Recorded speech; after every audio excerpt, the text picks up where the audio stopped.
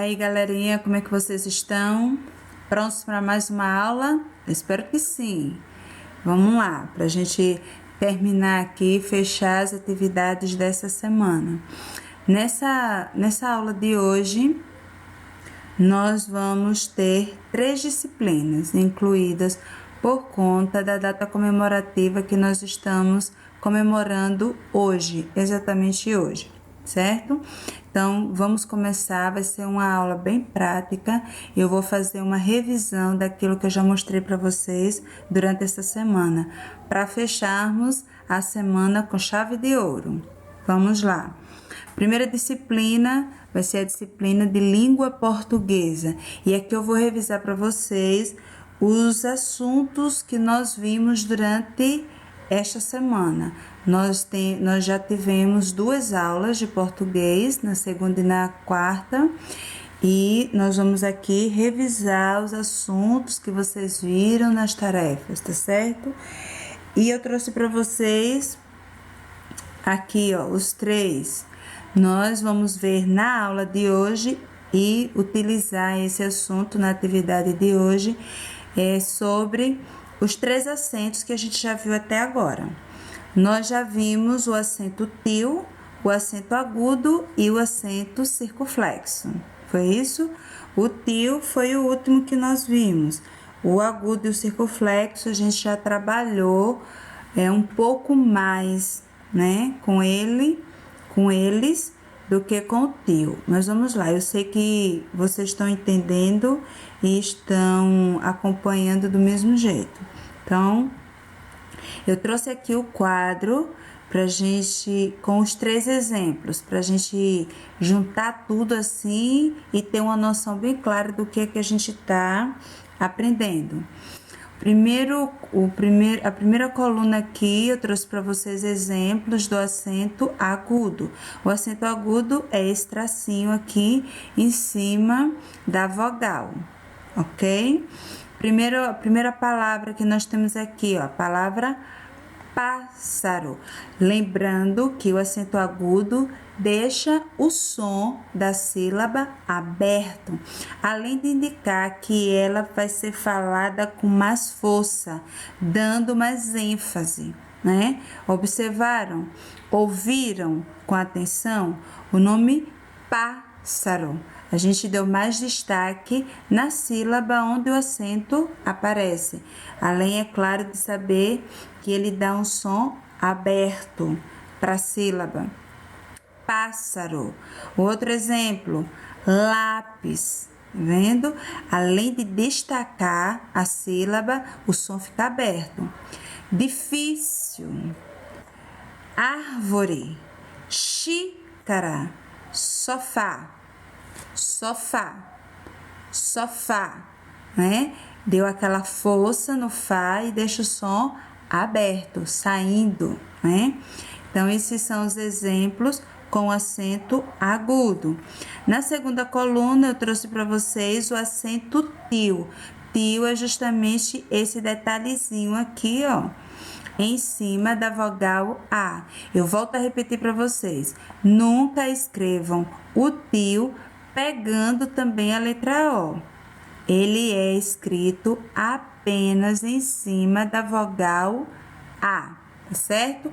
Ou no caso, quando vocês forem escrever o plural das palavras, aí não é da vogal A, é da vogal O, porque fica, por exemplo, no caso, a palavra fogão.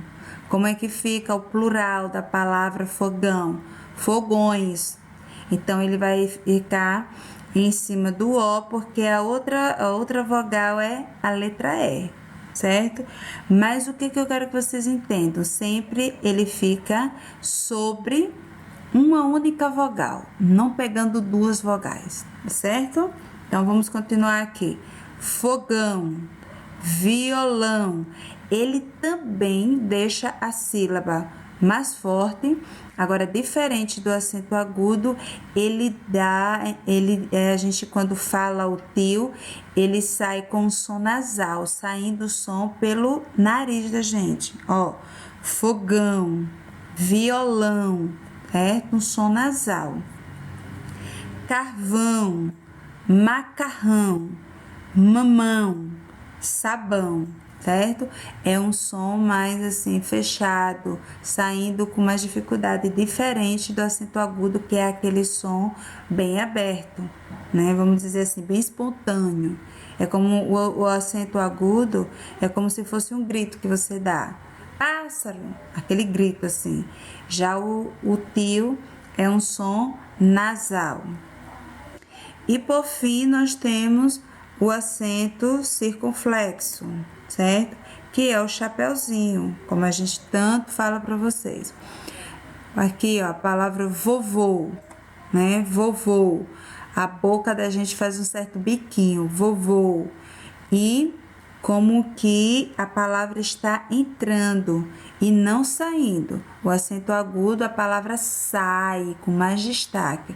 O acento circunflexo é como que a gente bota para dentro a sílaba. Vovô, câmera, certo? Câmera, robô, metrô, 3 e por fim, tênis. Então, o acento circunflexo deixa o som mais fechado e como que entrando, né? Vindo para dentro. E o acento agudo deixa aquele som aberto, saindo. E o tio é esse detalhe em cima da vogal A, certo? Deu para lembrar direitinho? Ok. Vamos agora para outra disciplina, que é a disciplina de matemática.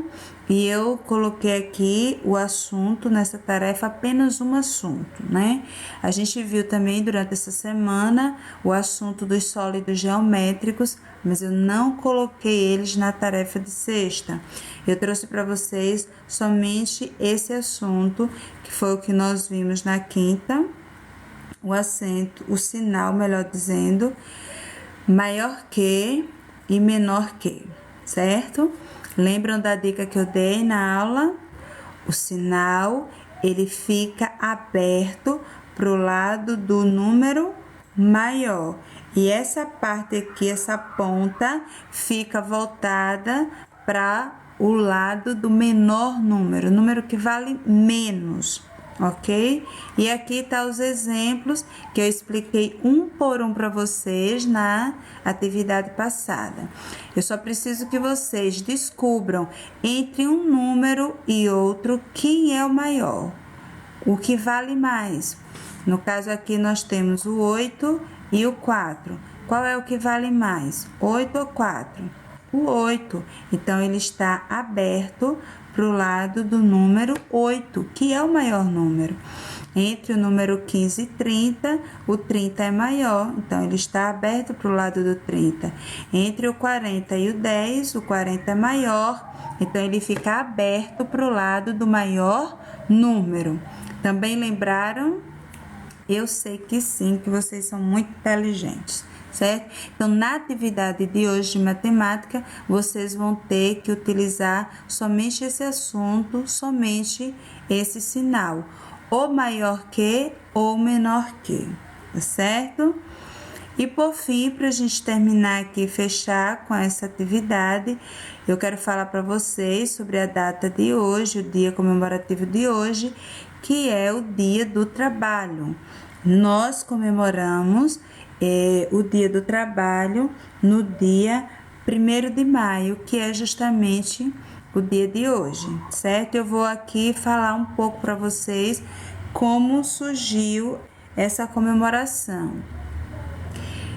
As pessoas trabalhavam, como sempre, nas fábricas, né, em grandes fábricas. Como a gente estudou essa semana, vocês podem não ter muita noção do que é uma fábrica, porque moramos em cidade pequena e fábricas existem nos grandes centros urbanos, mas sempre existiu e repleta de trabalhadores.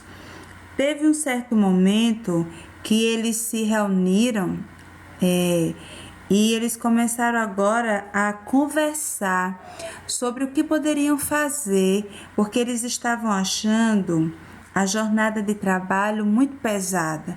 E realmente era, crianças. A jornada de trabalho hoje, nos nossos dias, ela é em torno de 8 horas por dia. O que quer dizer isso, tia? Quando um adulto ele é empregado numa empresa, ele é chamado para trabalhar 8 horas por dia. A empresa pode cobrar menos tempo, mas ela não pode cobrar mais horas, certo? A lei determina que o trabalhador só pode trabalhar até 8 horas por dia, certo? Então ele pega, vamos dizer assim, a empresa diz, não, eu quero que você entre no serviço de 8 horas. Então ele entra de 8 horas, bate ali o seu cartão e ele vai contar até que horas ele vai ficar ali dentro trabalhando naquele setor. E não pode ultrapassar de 8 horas por dia, certo? Então ele entra de 8, ele trabalha 9, 10, 11, 12, 1, 2, 3, 4 horas da tarde ele está saindo, né? Não pode ultrapassar de 8 horas por dia. Só que antigamente não era assim. A jornada de trabalho era muito longa, e as pessoas elas viviam praticamente trabalhando. E nós somos seres humanos, precisamos de ter o nosso momento de lazer e também o nosso momento para dormir, descansar. E eles não conseguiram de outra forma que essa jornada de trabalho fosse pensada, né? E aí eles tiveram que fazer uma coisa chamada de greve. Greve é quando as pessoas decidem parar de trabalhar. Eles ficam de greve até a causa que elas estão defendendo ou o pedido que elas estão fazendo ser atendido. Se não for atendido completamente, mas que seja atendido em parte, que alguma coisa elas recebam daquilo que estão esperando. E aqui vocês estão vendo nessa primeira imagem as pessoas, os trabalhadores fazendo uma passeata. Tá aqui os cartazes, né? E o que eles estão pedindo. E eles queriam muito que se reduzisse, diminuísse essa jornada de trabalho. Nessa luta toda que envolveu todas as pessoas do mundo inteiro, porque essa data 1º de maio, ela não é comemorada apenas no Brasil, é uma data mundial, em todos os lugares se comemora o Dia do Trabalho, certo? Então, foi envolvendo muita gente e, como sempre, é de se esperar, confronto com a polícia foi algo inevitável. Muitas pessoas morreram nessas manifestações, nessas caminhadas, mas a luta dessas pessoas não foram em vão. O pedido deles foi avaliado e aí, dentro das possibilidades de cada país, os seus representantes acataram o pedido deles e foram ali assinando as leis que davam direitos para essas pessoas. Eles não estavam pedindo apenas a redução da jornada de trabalho, eles queriam outros direitos que eles não tinham, né, dentro das empresas que eles trabalhavam. Então, todo mundo foi sentando, conversando e os direitos foram sendo transformados em lei. Nós já tivemos aqui um presidente da nossa república, que foi chamado Getúlio Vargas, e existe uma forma de dizer que houve uma era Vargas, e foi nessa era do presidente Vargas que no dia 1º de maio, porque era assim, crianças, todas as vezes que as pessoas comemoravam esse dia 1º de maio, foi se criado um costume que o salário dos trabalhadores eles sofriam um reajuste, ou seja, recebiam um aumentozinho, certo?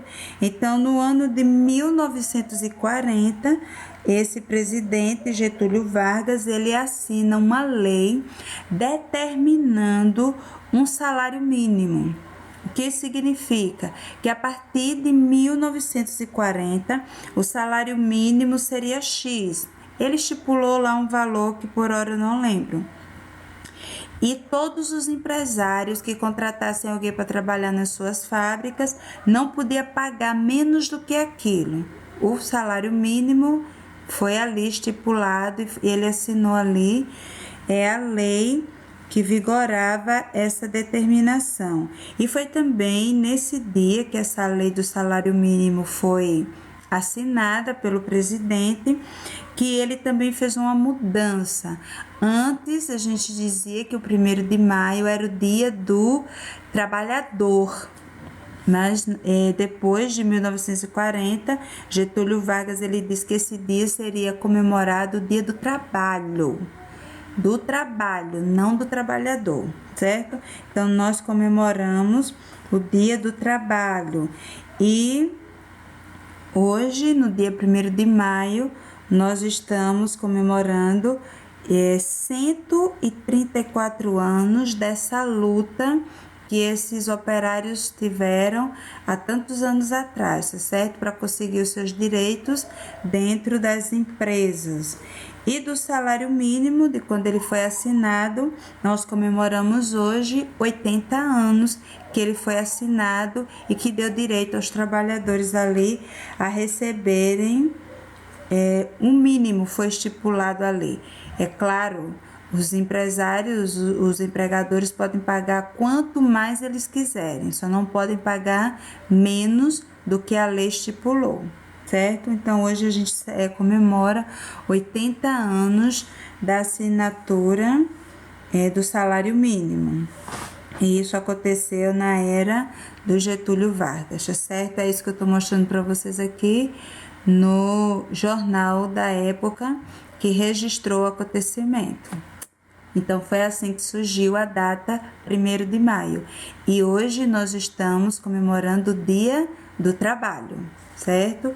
E os direitos, os ganhos que quem trabalha adquiriu por conta dessa luta que aconteceu no ano de 1886, há 134 anos atrás, ok?